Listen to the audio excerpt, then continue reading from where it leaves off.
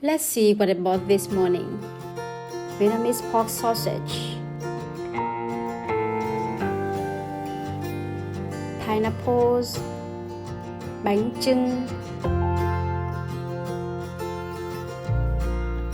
tomatoes,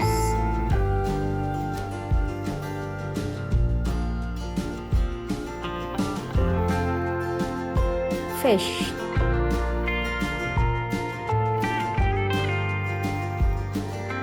shrimp,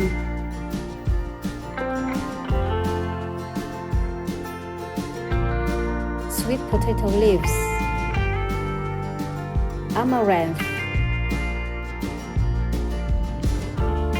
Today I'm making a really simple family meal in Hanoi. Just some braised fish, pork sausage, boiled greens, and pickled fish on the side.